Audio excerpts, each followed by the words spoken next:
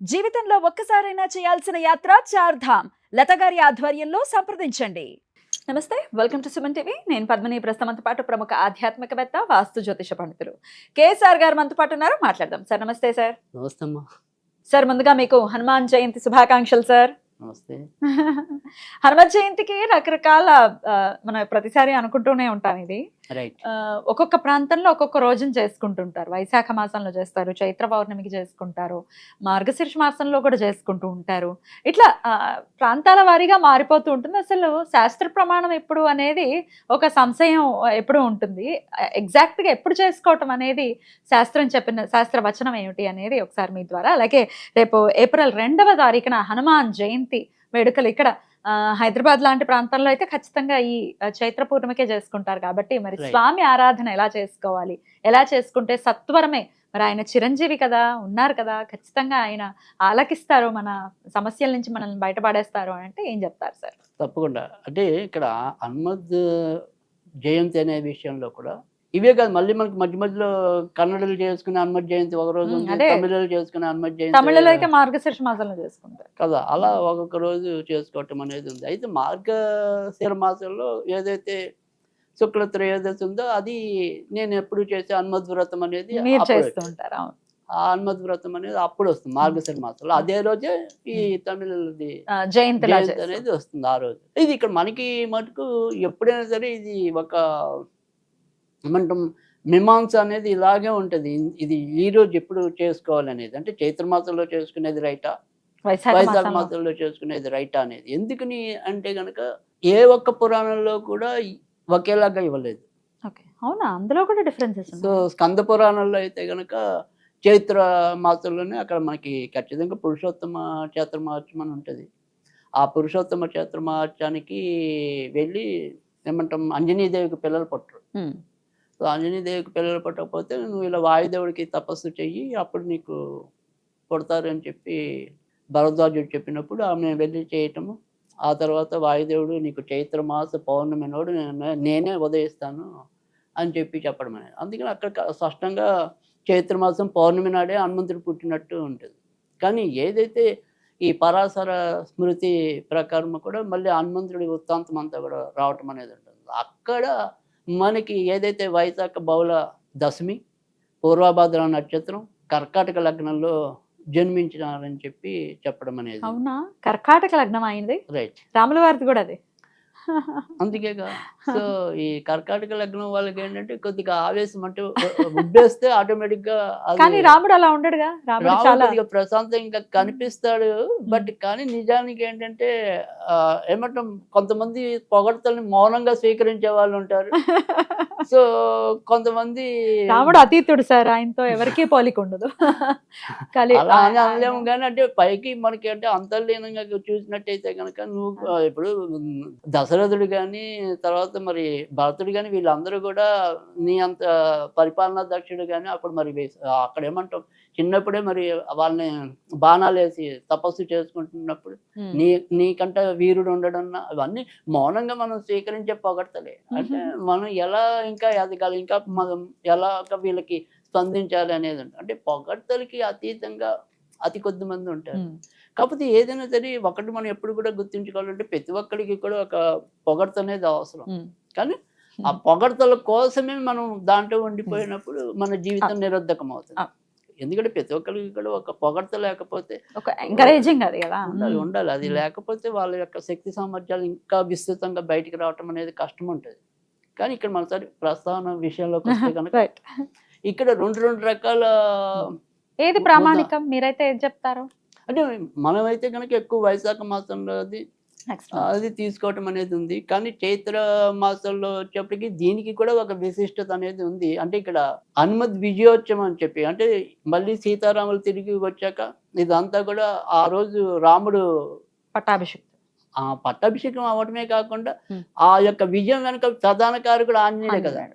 అప్పుడు బహిరంగ సభ అంటాం. ఇప్పుడు మనం ఇప్పటి రోజుల్లో చెప్పాలంటే దాన్ని బహిరంగ సభ అంటాం. ఆ రకంగా బహిరంగ సభ ఆయన అందరికి పెట్టి ఇగో ఈయన వల్ల మనం ఇన్ని విజయాలు సాధించామన్నట్టుగా ఆయన సన్మానం చేయడం, సత్కరించడం. అందుకని దాన్ని హనుమద్ విజయోత్సవం అన్నారు. అమ్మవారు ముత్యాల హారాన్ని కూడా వేశారు అవన్నీ. అందుకని ఆ రోజుగా కూడా అభివర్ణించడం అనేది కొన్నిట్లో అది ఇది కూడా ఉంది కొన్నిట్లో. ఇప్పుడు రేపు చేసుకోవటం సో చాలా అందుకని ముఖ్యమే. అందుకని ఎలా చేసుకున్నా కూడా మనకి విజయాలు వచ్చేది ఆంజనేయుడు, ధైర్యాన్ని ఇచ్చేవాడు ఆంజనేయుడు, మనకి శక్తిని ఇచ్చేవాడు ఆంజనేయుడు. సో మనలో ఉండే పిరికితనాన్ని పోగొట్టేవాడు ఆయన. అందుకని ఎలాగైనా సరే విజయం కావాలి అనుకున్న వాళ్ళకి మరి ఈ విజయోత్సవం అనేది కూడా మనం స్వీకరించవచ్చు. తర్వాత రెండోది వచ్చేప్పటికి ఏంటంటే ఇప్పుడు మనకి ఎలాగైతే అయ్యప్ప దీక్షని, భవానీ దీక్షని ఇలాంటివన్నీ ఏవైతే ఉన్నాయో ఈ చైత్ర మాస పౌర్ణమి నాడు హనుమత్ దీక్ష పడతారు. అది వైశాఖ బహుళ దశమికి కరెక్ట్గా 40 రోజులు పూర్తవుతాయి మండలం. సో అందుకని ఆ రకంగా కూడా ఆ రోజు సమాప్త దినంగా కూడా చాలా మంది భావిస్తారు ఈ రోజు హనుమత్ దీక్ష పట్టి. కనుక దీక్ష పట్టడానికి కూడా ఇదే రైట్ టైం.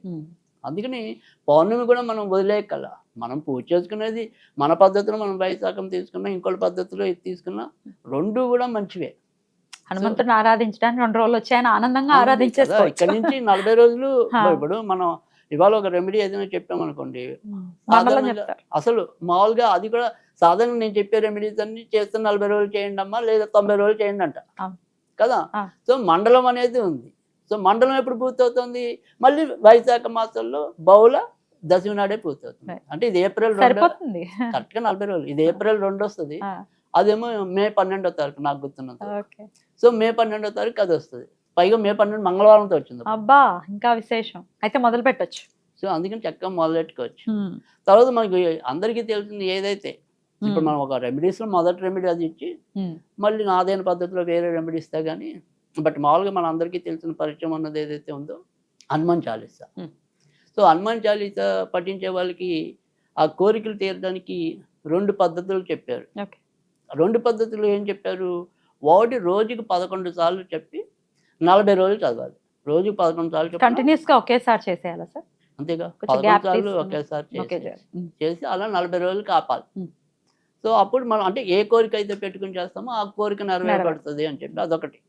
లేదు ఎకాబిక్కిన 108 సార్లు చదవటం. సో అలా చదివినా కూడా మన కోరిక 40 రోజుల పాటు కాదు, ఒకే ఎకాబిక్కిన అంటే ఇప్పుడు ఇవాళ 6 నుంచి అది ఎన్ని గంటలు పడితే అన్ని గంటలు 108 పూర్తి అవ్వాలి. అవును సార్, అలా ఎన్నిసార్లు? ఒక రోజే సరే, ఒకేసారి 108 పూర్తి అవటం అనేది దానికి కూడా తొందరగా ఆంజనేయుడు ప్రసన్నం అవుతాడు. కానీ నేను మన ఈ ఎవరైతే ఈ ఆంజనేయుడు చేసిన వాళ్ళు ఉన్నారో, గతంలో ఉన్న వాళ్ళు ఎవరైతే వాళ్ళ అనుభవంలో చెప్పినప్పుడు విన్నాను. ఇంచుమించుగా 65 ఆ టైంకి వచ్చేప్పటికే నెమ్మదిగా మన ఒళ్ళంతా క్రమంగా మంటలు వస్తాయి. అంటే అంత తీక్షణత మనలోకి వచ్చేస్తుంది. సో తెలియకుండా ఇప్పుడు లైట్గా చీమలు కుడుతుంటే ఎలా ఉంటుంది, అలా శక్తిని మనం శక్తి ఆస్వాదిస్తుంటాం. సో అలా ఆ 108 సార్లు 11-40 రోజులు ఏమో తెలియదు కానీ 108 సార్లు ఎకాబిక్కిని చదివిన వాళ్ళకైతే కనుక నేను చాలా సార్లు విన్నాను. చాలా తొందరగానే ఆంజనేయుడు పలకటం అనేది. సో ఖచ్చితంగా వాళ్ళకి అనుభవం గ్యారంటీగా వస్తుందంట.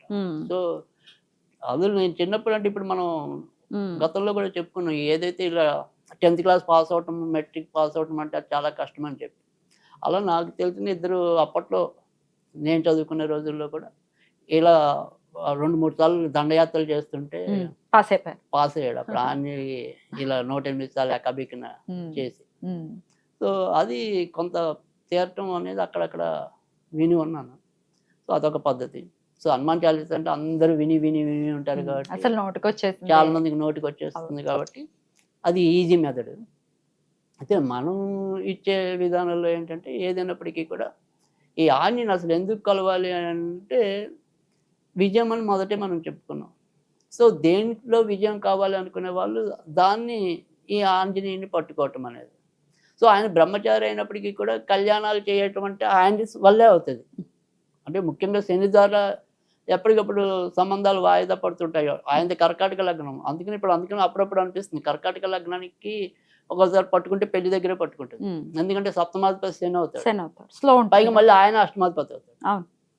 అందుకని అంటే స్లో అని కాదు, అయితే ఎర్లీగా అయిపోవటం మంచిది. లేదంటే ఇంకా ఆ తర్వాత అర్జీ పెట్టినా అంత తొందరగా అవ్వదు. సో ఒక రకంగా ఇంకా వాయిదాతనం వచ్చేస్తుంది అలా.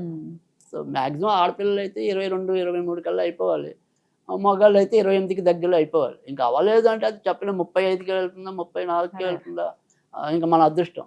పైగా అక్కడ వచ్చి పొరపాటున కర్కాటక లెక్క నుండి పంచమ స్థానం అయినప్పటికీ కూడా వృశ్చికంలో ఉండి ఆయన అనురాధ నక్షత్రంలో ఉంటే చాలా కష్టం శని వెళ్ళటం. గనక? అలా శనా? 3 మంది బ్రహ్మచారులుగా ఉన్న శని అయ్యయ్యో. ఇంకా బ్రహ్మచారులుగా బ్రహ్మచారులుగా ఉన్న జాతకాలే ఎక్కువ చూశాను.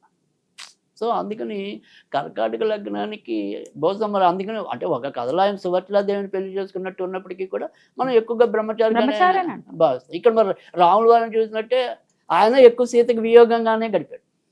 మరి ఆయనది కర్కాటక లగ్నమే కదా. సో అందుకని శని దేవతలను సైతం కూడా శని పట్టి పీడించాడు మనకి అవును. కథలు చాలా వినున్నాం. సో అందుకని ఇక్కడ గ్యారంటీగా ఆంజనేయుని పట్టుకోవడం వల్ల ఏంటంటే మనకి ఆ రకంగా ఇటు కళ్యాణ యోగాలు కావాలన్నా ఆయన్నే మనం పూజించటం అనేది ఒకటి. లేదు మనకి ఎందులో విజయం కావాలన్నా కూడా ఆయన్నే పూజించడం అనేది అనివార్యం.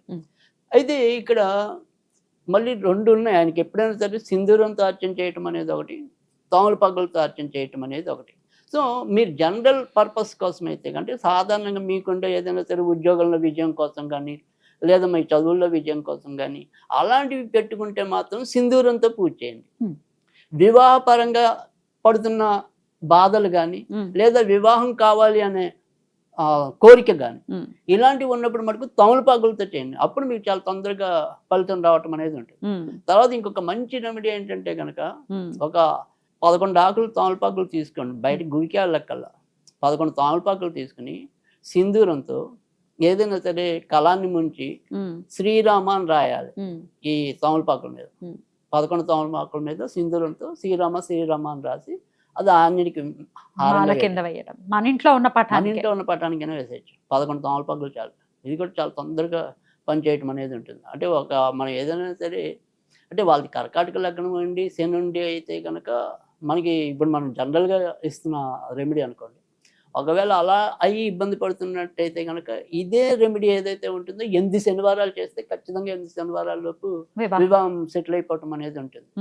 సో ఆ రకంగా చేసినా కూడా గ్యారంటీగా ఫలితం దక్కటం అనేది అయితే ఉంటుంది. అది ఈ రకంగా మనం ఏదైనా సరే విజయాలు కావాలి అనుకుంటే కనుక అద్భుతం సార్. ఏదైనా అంటే మంత్రం అయితే కనుక చాలా అది కూడా తేలికైన మంత్రమే. ఓం హం హనుమతే నమః, ఓం హం హనుమతే నమః. ఇది చదువుకున్నా కూడా చాలా తొందరగా ఫలితం రావటం అనేది ఉంటుంది. ఇదైతే 108 సార్లు చదువుకోవటం అనేది మంచిది. సో ఇక్కడ నుంచి మనం అయితే ఈ 108 సార్లు అనేది 40 రోజులు పెట్టుకుంటే కరెక్ట్గా ఇంకొక జయంతి రోజుకి పూర్తవుతుంది. సరిపోతుంది. కరెక్ట్గా లెక్క సరిపోతుంది. అద్భుతం సార్. చాలా చక్కగా తెలియజేశారు. ప్రతి ఒక్కరు కూడా ఆంజనేయుడి ఆరాధన చేసుకుని వారికి జీవితాల్లో విజయాలు లేకనే కదా బాధపడేది. అది ఏ రకమైన అప్పుల బాధల్లో ఉన్నా దీని నుంచి బయటపడితే విజయం కావాలని దేనికైనా విజయం ఆయన ఇవ్వగలరు. కాబట్టి ఖచ్చితంగా భవిష్యత్ బ్రహ్మ అయిన ఆంజనేయుడి అనుగ్రహం ప్రతి ఒక్కరి పట్ల ఉండాలని మనస్ఫూర్తిగా కోరుకుంటూ thank you so very much sir. నమస్తే.